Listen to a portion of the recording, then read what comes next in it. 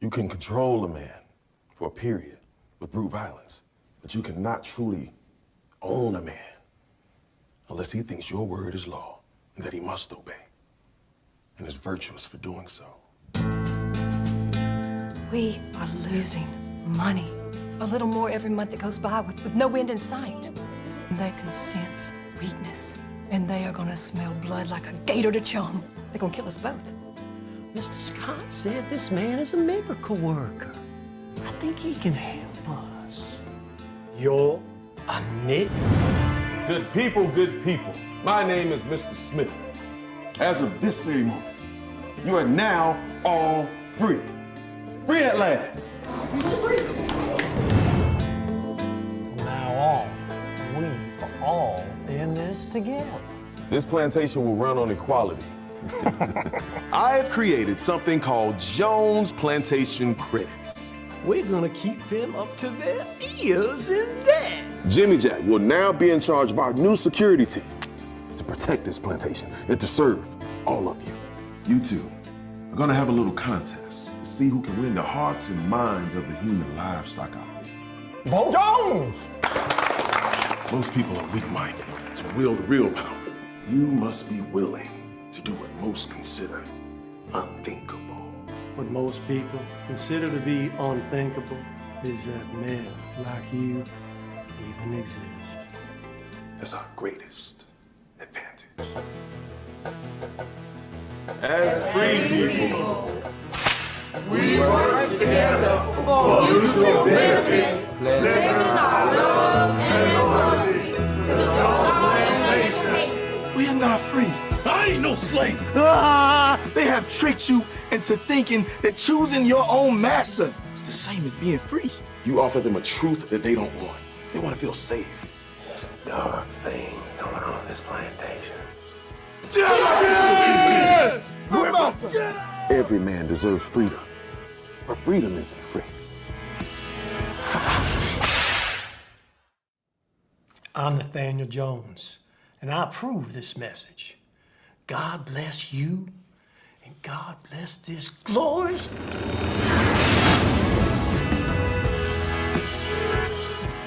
Toodaloo.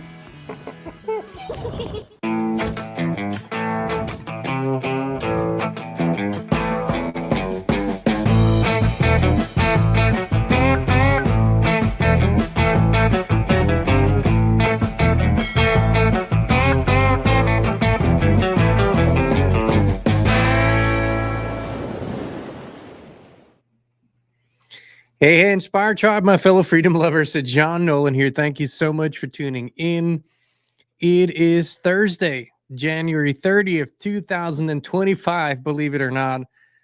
We're healthy, we're wealthy, we're whole, we're free, out of the matrix into prime reality. This was the trailer for the movie The Jones Plantation. We had Larkin Rose, the creator of the movie, on a while ago here, and we'd encourage everyone to go watch it. Very, very eye-opening, beautifully done. And a perfect opener for today's show. By the way, I just want to say thank you to all of you, but especially to one of our tribe members, JPB. He's in a live chat. Sent us his version of my song, Time to Be Free. And I can only say, my friend, it's the greatest honor for any songwriter and artist if any other songwriter or artist deems a song good enough to make it his own and make his own version. So thank you so much for sharing this with us. It's a true honor, my friend. All righty. So we're going to dive into today's show, and I encourage you to keep an open heart, an open mind, and very, very open consciousness. Because we are in new territory, uncharted territory. What is happening all over the world is, as we've said so often, an awakening. Yes, it is an awakening of consciousness. It is a questioning of everything, and I mean everything. And naturally, it's also a questioning of the structures that we live in, that control us, that we've given our power to. And so often I'm being asked, what is the solution? While I can't be or even provide the solution for you, because it is ultimately an inside job, I can certainly talk about things that would change the way that we live life in a very positive way, and that would give us a completely different outlook. But first, I want to quickly address something that is perhaps not as obvious as I thought it was. Nobody's living in freedom today in terms of how the structure operates. I'm not saying that people don't have a level of freedom and sovereignty that they have established for themselves. Usually that means to be, in a certain way removed from the big structures in society. But what I mean by that is when governments announce over and over again that they are democracies and that they are, of free people, that's not true. And I don't want to say this in an anti-anything way. I just want to establish the facts. Almost every people on earth still lives in bondage. It is a different kind of bondage. It's not in chains. Usually there's no whiplashes and, in some countries, but for the most part, that's not the case anymore. But what I mean by that is that we're bound by rules and statutes and sort of the legal system, if you will. And nobody's ever really been asked whether they consent to that or not, or whether they are for that, or whether they want to live like that. While this legal system in almost every country in the world today prohibits slavery and bondage, it basically says this is not allowed. But we do live in a certain kind of bondage. And what do I mean by that? Well, when you're born, let's say you're born in, I don't know, Italy. Doesn't matter. You're born in the nation of Italy today. And you are a girl or you're a boy. It does not matter either. Theoretically, you should be free from any kind of imposition. Naturally, your parents will usually raise you. And there's a structure there that supports you and protects you and all of that. That's all good. But once you are on your own, once you're, mature enough to lead your own life, you should be able to do that freely. You should be able to, voluntarily do things or not. But that's not how our systems operate. When you're born, the first gift that you get from the mighty government is a birth certificate. And with that birth certificate, the whole ordeal starts. It's basically your vehicle, your adapter into the system. Without it, you're nothing in the system.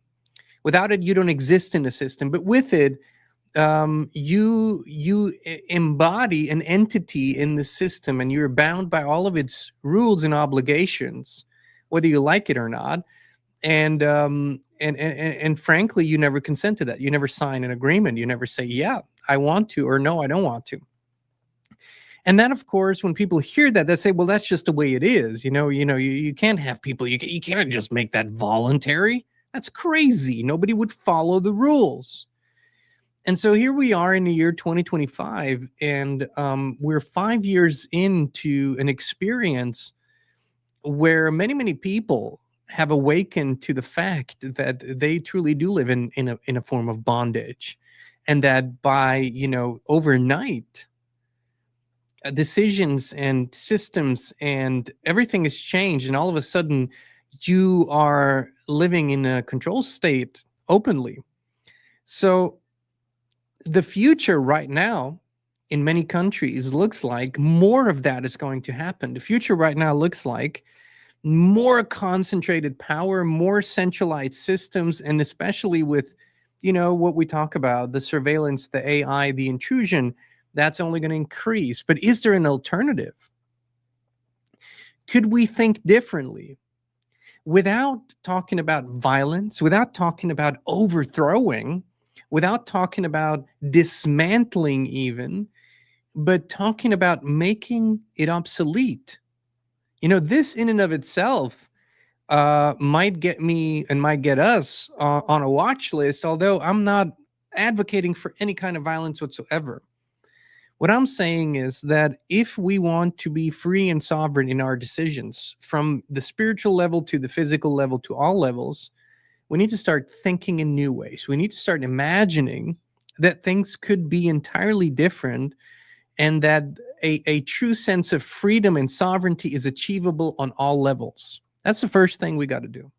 And whatever we can do in our own personal lives to achieve more of that is what we need to do.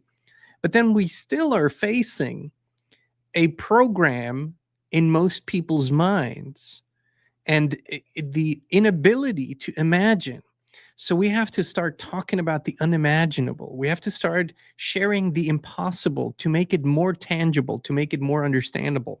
And I'd like to introduce a concept to you today of what the future of community living, organized living, of a nation might look like in stark contrast to this new world order, to more centralized or extreme centralized world government and total control. There is an alternative, and I think it would work way better than anything else.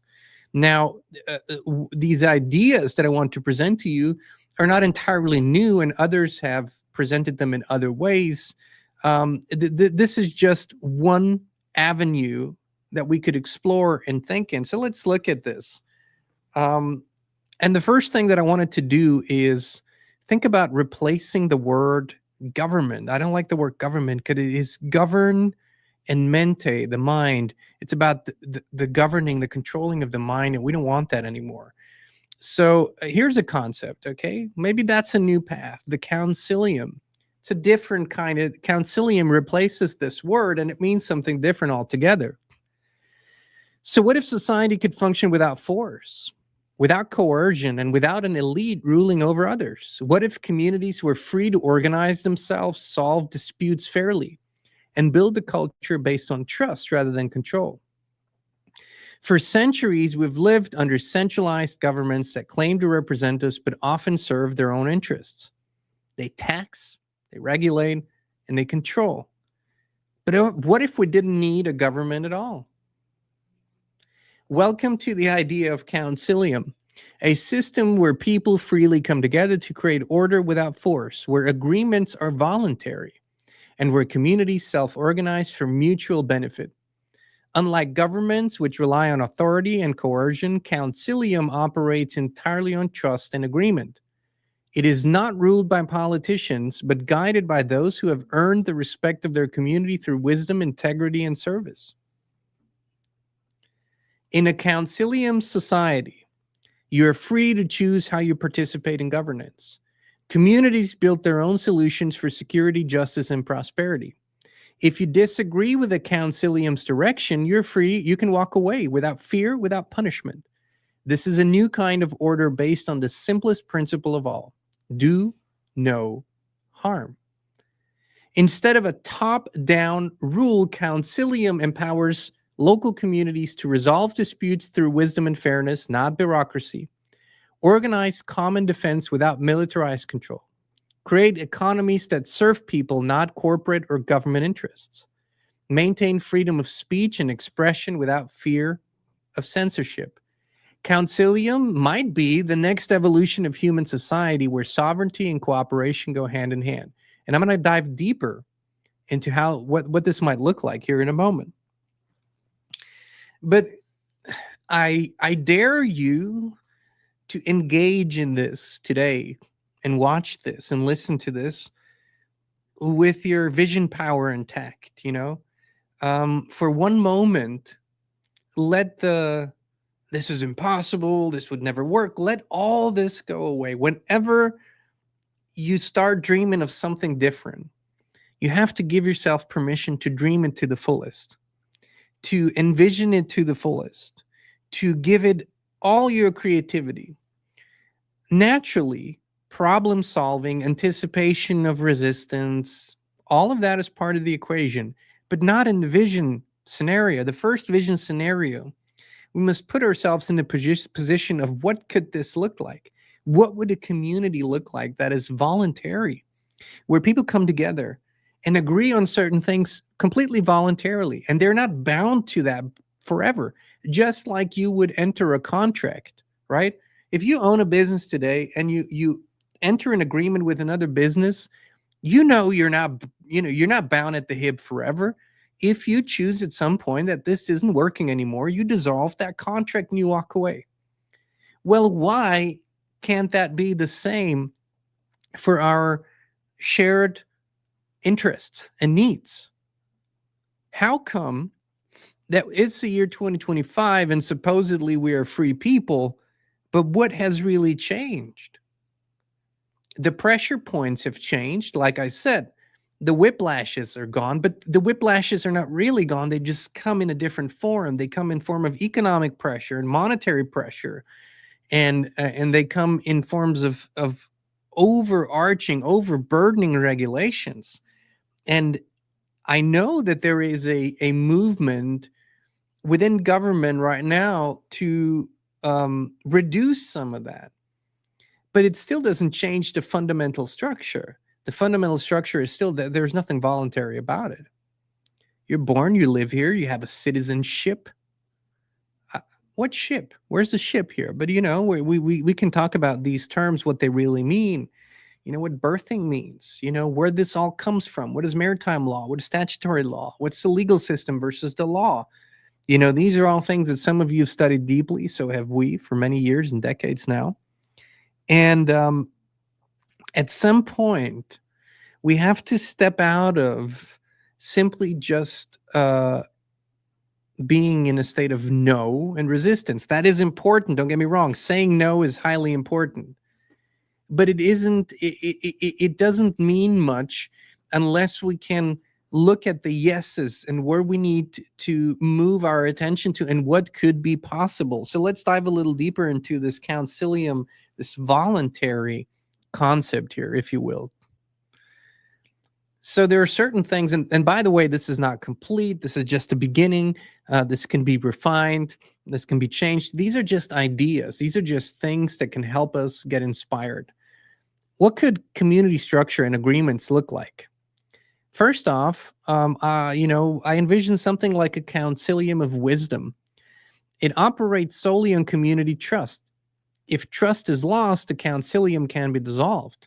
So in other words, and I'll go deeper into that, in other words, I have envisioned for a long time that what we're missing at any leadership, local, is a council of wisdom, right? City councils do exist. And to a certain degree, you could say Congress, the Senate are sort of kind of councils, but they're not councils of wisdom. If they ever were, they're not anymore. And so when we look at someone in a leadership position, which they don't have authority over you, it is a council of wisdom that makes decisions based on trust and agreements, right?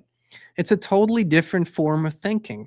And wisdom, has to be sort of defined again, has to be found again, has to be celebrated again. Wisdom over short-term interests, wisdom over egocentric perspectives, wisdom over unhinged capitalism, all of those things, right? Wisdom as a guiding principle for life and for community. Another thing, a few things for this Councilium of wisdom, that imagine your city council would actually be a Councilium of wisdom. Decisions affecting community members must be completely transparent. The Councilium may meet in private for internal deliberations, but no hidden governance. Non-coercive system. Members may leave the Councilium model at any time and live freely under common law. So you see, you sort of move in today's life, you move from jurisdiction to jurisdiction. There's an overarching jurisdiction, which is usually on a federal or national level. And then there are smaller jurisdictions where you move through when you're in your county, in your district and whatnot. And these jurisdictions simply assume authority over you because you're there and you have an ID. I don't think that is a sustainable, a human and a good model. When we move to a place, let's say we move to a new town or we move to a new county, whatever, wouldn't it be wise and prudent that we first understand what this county, what this new town, what their vision is, what they see for the future, how they live, how they treat each other. And then before or when we decide to move there, we also decide whether we want to be part of that councilium, whether we want to participate in it, whether we want to a certain degree, honor, of course, its ideas and visions, right? And if not, maybe that's not the place for us to be. Or we could, in time, suggest improvements, right? Without coercion, without force, without anybody threatening you because you didn't pay your dues. Where did we get this idea from that we can threaten each other? You know, the government always says that it derives its right from the people. But most of the rights that the government uses, rights, including force, the people never had. We never had the right to steal from each other. We never had the right to blackmail and coerce and force and, and threaten with violence. Where are those rights coming from? Those are fictions and inventions that, that people that are far away from higher consciousness, that have lost their ways, have started imposing. And they've started imposing them because of their own nature, not because of the nature of others, because of their own non-trustworthy and low consciousness nature. They just assume that everyone's like that and everyone needs to be controlled. Well, that's not the case. Let's move forward here. Core agreements. Membership in a councilium is voluntary, but leaving means forfeiting structure, dispute resolution, and protection, for example, right? That's also natural. You can be part of any club today and voluntarily get into an agreement with others, and that gives you certain benefits as well. But if you choose not to be part of that club any longer, nobody is butthurt, nobody's giving you a hard time, but you also don't get to enjoy the benefits any longer. That's fair enough, right? Common law remains the only universal principle. If someone causes harm, the community has the right to take corrective action, for example, incarceration. Every family, every tribe, every community has the right to protect itself against those who commit harm. If you hurt somebody, if you, on purpose destroy their property, if you are violent, every family, every individual, every family, every community has the right to defend itself. But beyond that, nobody has the right to dictate to you how you should live your life. Justice and dispute resolution, I think, a very, very important subject today. If we follow the path of higher consciousness, that might not be such an important subject moving down the line. But a councilium of balance could be established. Rather than calling it necessarily justice, maybe we need to think about balance. Made up of elders of impeccable moral reputation, educated in common law, natural law, law of the land, human psychology, and holistic healing. It's also very important. Term limits in elections prevent stagnation or corruption. Rotational mediator system ensures fairness and prevents bias. The goal of the justice process is both victim and perpetrator agree to the process, the terms, and rehabilitation. So you see, if you look at more natural communities, and by the way, I fully acknowledge, like I said before, wonderful people who came before the Ubuntu principle, Michael Tellinger, voluntarism. Like I said, these concepts are out there. It's not like I'm reinventing the wheel here. It's just my own thought process that goes into this. But we are today, when you look at, for example, today's justice system, most people that come out of the punitive side of it, so perpetrators, robbers, people that have committed fraud, or there's a number of things. When they come out of the system, they are rarely in a healthier, in a better, in a more balanced position than they were before. But as much as we feel for the victim, there is a reason why perpetrators become perpetrators. And that is rarely even looked at in our systems today. There are a few notable exceptions. I know and some of you from Norway, you might prove me wrong here. But so far, what I've read about the Norwegian rehabilitation system for perpetrators and people who have committed offenses sort of seems to be more in that line. I know that natural systems usually work better, but the idea is that whenever someone commits harm against another, there is an imbalance in that situation. But the imbalance was there before somewhere, or that person wouldn't have committed harm. So it's a different outlook. Rather than just saying the perps need to be punished, yes, there's no doubt about that principle, but we need to look at it in from a more holistic approach too. And so, for example, a council of balance could replace, to a degree, for certain offenses, the courtroom, and that process. Let's move forward.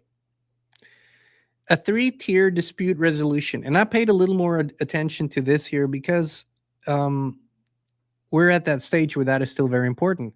Let's say you would have mediation and restitution for nonviolent offenses, facilitated by trained mediators to restore balance.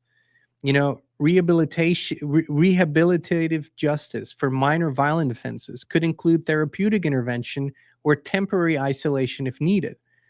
And then you would have the Councilium and jury trial for severe offenses, a jury of your peers and a law guide. Maybe you could call that a judge, but a law guide to determine guilt and restitution.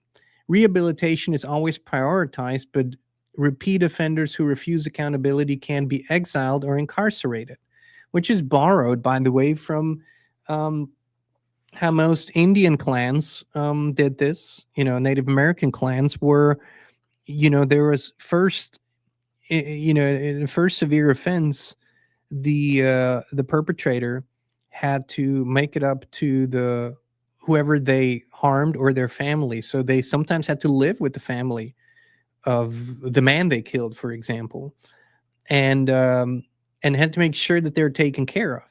Now, if there was a repeat offense, they would be banned from the clan. They would be, exiled, if you will. And if that didn't work, they were killed. There's a process. It has logic. It has thoughtfulness. There's a wisdom to this whole thing here.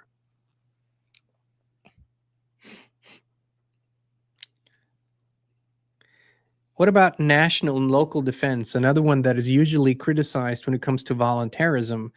There could be a transition phase, for example, funded through hybrid models. How would you fund national defense if you didn't have taxes? That might be something that we're going to have to look into anyways in the near future here. You could, for example, have a national payment system like we do have now, and take small processing fees from payment transactions to pay for that. You would also have voluntary contributions from crowdfunding, and you would give incentives to people who voluntarily go into the service of national defense.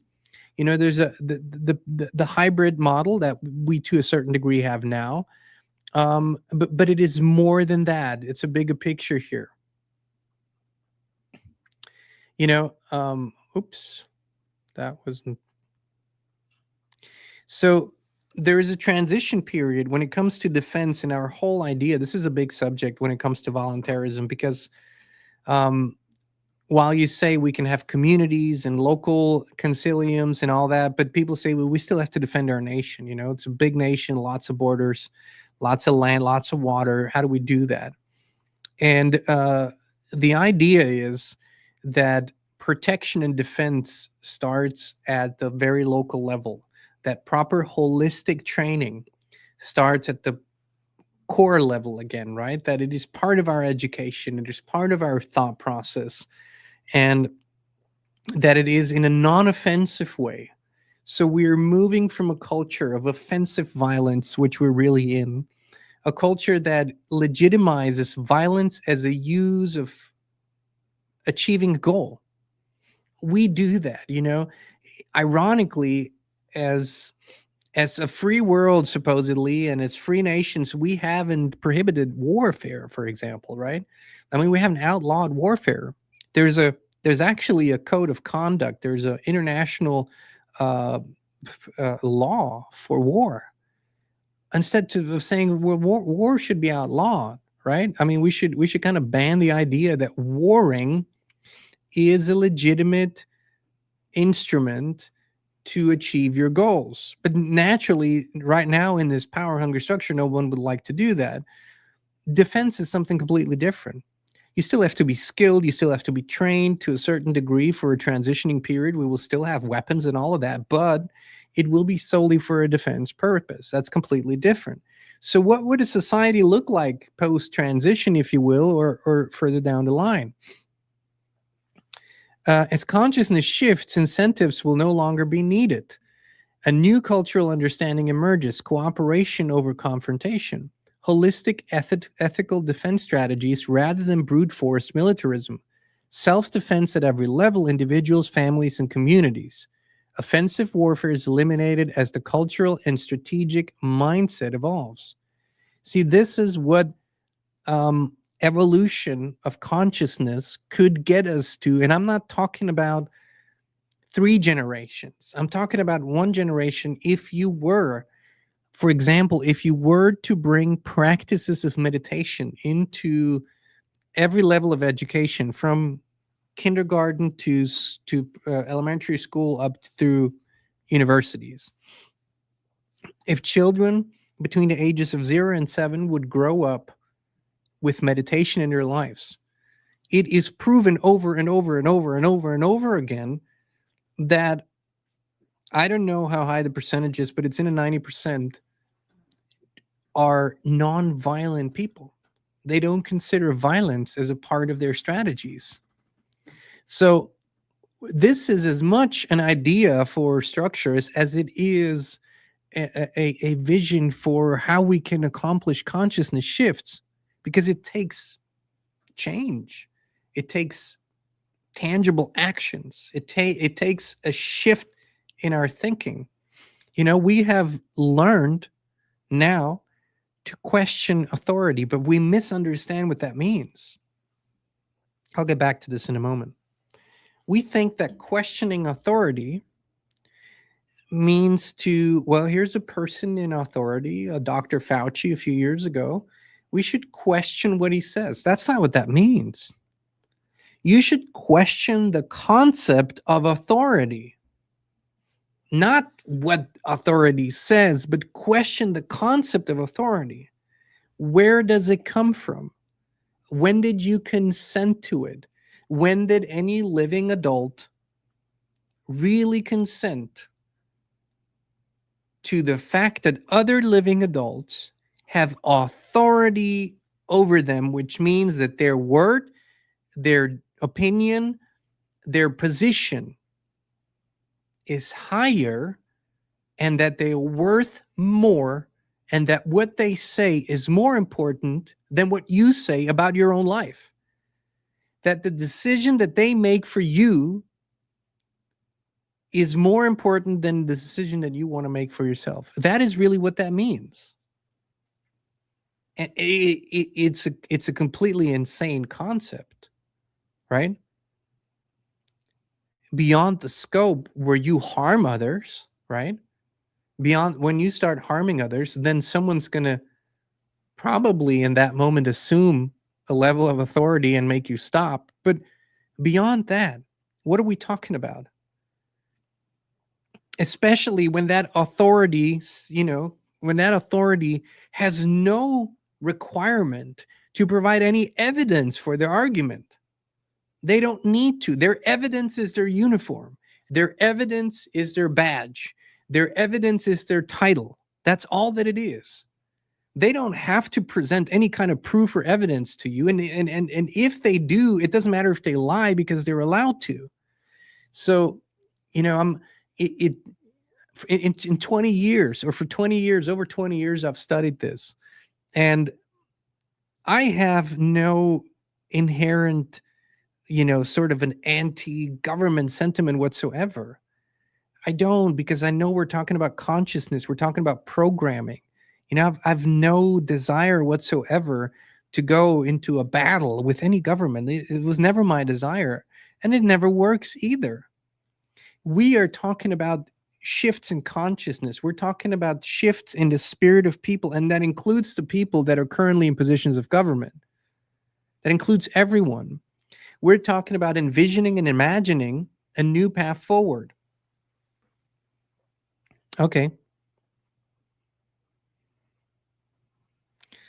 Efficient, decentralized defense model, local militias and trained defense groups for homesteads and communities. That's normal, by the way. That's totally logical. Statewide and national defense coordination based on sovereignty, not centralized control, and hyper-efficient training programs that exceed traditional military effectiveness. What about currency? What about the economic model? You could have a two-tiered currency system, a gold-backed national currency like the dollar for interstate and international trade, right?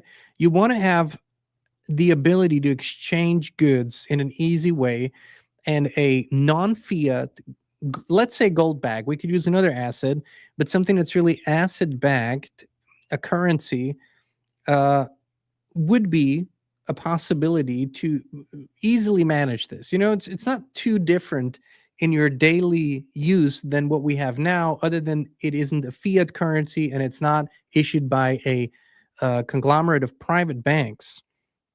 But what is more important is a localized currencies, which I have been advocating for a very long time.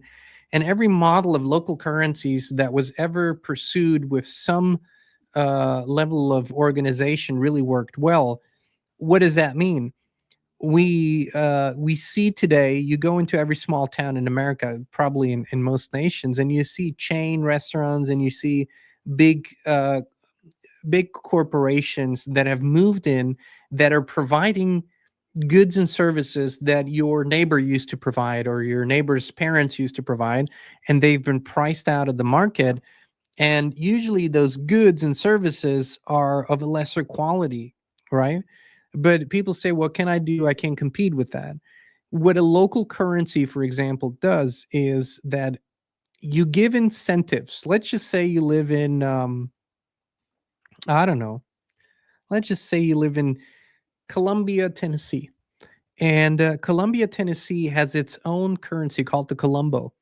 And when people go to that little town, and they try to purchase a product, the merchant says, well, would you like to pay in dollars or would you like to pay in Colombos?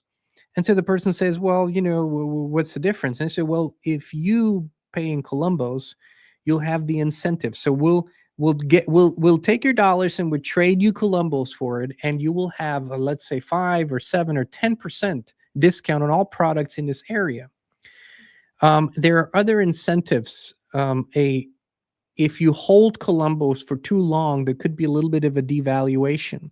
That's just one of the ways to do this. But what it basically does, it helps people keep value in their community, because you don't drive 2-3 towns down to Home Depot. No, you go to your local hardware store run by your neighbor down the street who does a good job, and you have an incentive. You get discounts and maybe other incentives in the community if you use that Colombo. That keeps people more tight-knit, and it helps, for example, in a transitioning period, to keep value in a local community. Economic freedom. Communities can create their own financial systems as long as they respect voluntary contracts. No forced taxation. Services are funded through voluntary contributions, memberships, and fair transactional fees.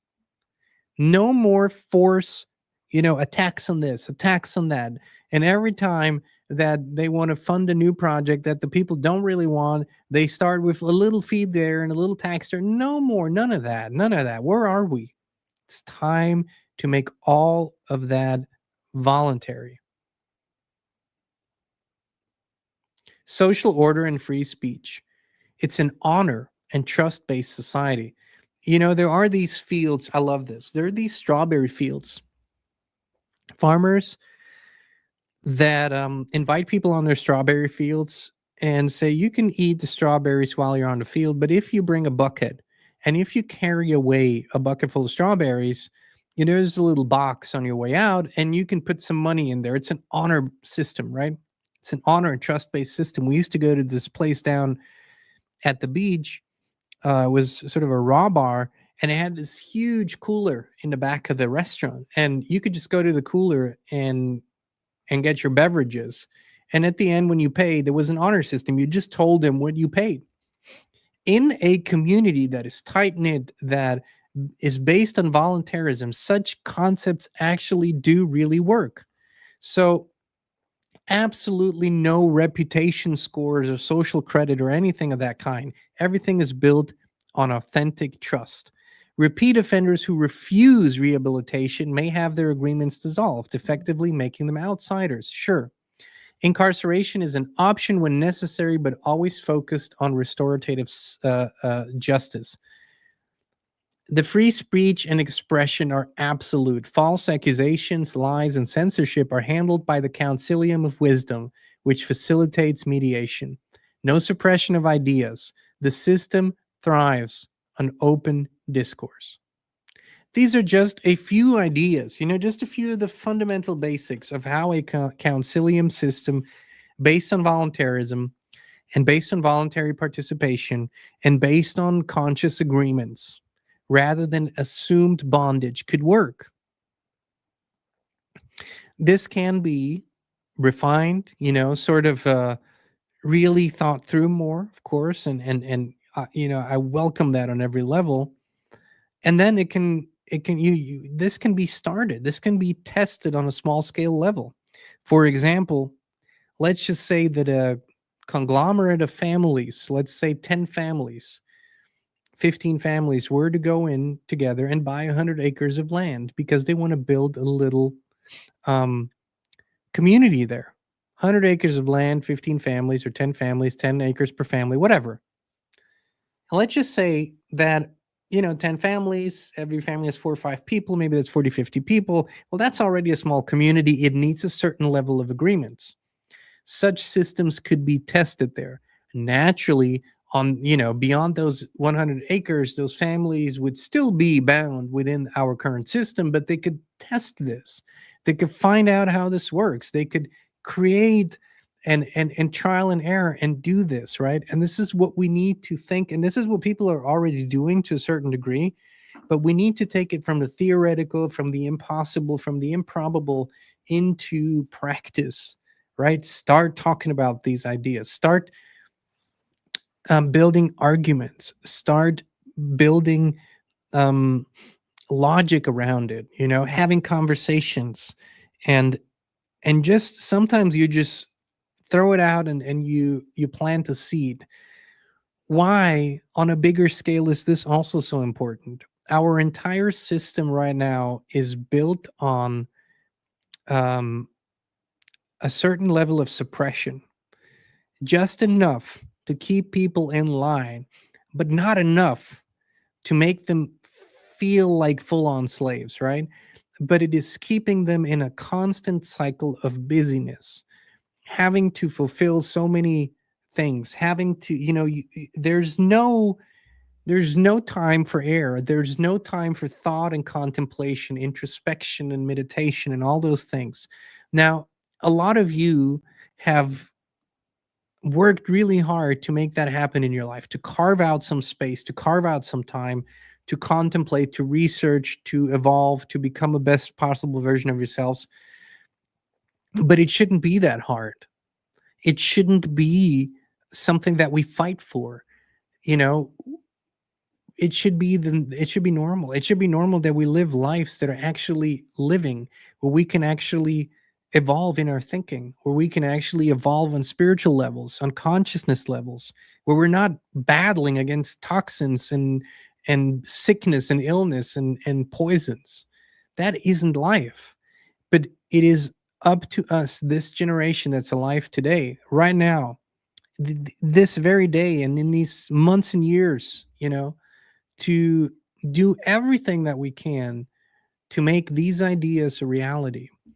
Because when hundreds of millions of people get to actually feel and think and contemplate and expand their awareness and consciousness, we are reaching levels and possibilities that we don't even know about yet. This is what all of this could lead to. And I'm naive enough, if you will, or if I'm enough of a dreamer, I'm enough of a non-realist in this sense that I believe this to be possible, or actually know this to be possible, and to move our family, our brothers and sisters, into a way of thinking and knowing that remembers once again that we are a shared consciousness, and that this has happened before and that this can happen again, that we create and co-create and live with each other in a mutual understanding of that, in a mutual understanding of that shared consciousness. And this can only happen if we lead by example and if we do these things. And, we will all fall short. We'll get angry. We'll get impatient. We'll lose our temper with all this shit. And so we need to remind each other of that. We need certain visions that keep us going in that direction. And so this is just one of the ideas. We're working on something. I'm just gonna really hint it here, because I've been quietly starting to prepare this, something that could be even within our system applied and could be made tangible and could change, could potentially change or be a stepping stone to this concept that I just introduced to you. And when it's ready, we'll let you know, because we're going to need all your help to get this out to as many people as possible. This is the time where we all get involved in one way, shape, or another. This is the time, not the time to watch and be passive. It's a time to step into your human agency, into your co-creative power, and to start, do what you can with what you have where you are, my friends. That's the only thing we're asking. Nothing miraculous. Just do what you can with what you have where you are. And we can do this, right? We can do this. All right, my friends. Thank you so much for tuning in. Thank you for being here with us. Tomorrow we'll be back with a coffee and truth on locals, inspired.locals.com. Sending you so much love. And let us know in the comments, Oh, and tell people about the C16 event. Oh, yeah. Thank you. If I didn't have my wife, so this afternoon, 4 p.m. Central, we're going to be airing our recent interview, new interview with Chris Burrs and Patty Greer from C60 Evo, with some winner announcements, which is always very exciting. And we're going to talk about the evolution of health, the new era of health, and we might be at the start of a revolution. And I invite you to join us at 4 p.m. Central and find out who won. And I'm going to tease something here. They've made a decision live on the air. That was really cool, and that might be something that everyone will be excited about. So join us 4 p.m. Central right here on Inspired. We love you, we appreciate you, and we will be back with you again very, very soon. Right now, you could be only a few clicks away from experiencing something amazing, something that has changed thousands of lives all over the world. I'm talking about a high consciousness field similar to those at pilgrimage sites and sacred places. It's where people go to heal, to connect, and to become the best possible version of themselves. With FLFE, you can bring such a high consciousness field into your home right now. It's a spiritual quantum technology based on the work of Nikola Tesla. Better sleep, more energy, greater well-being, improved finances, electrosmog mitigation. These are only some of the things people on the FLFE service are experiencing. Try it now for 15 days completely free of charge, no credit card needed. Just click on a link down below to start your free, no strings attached FLFE trial right now.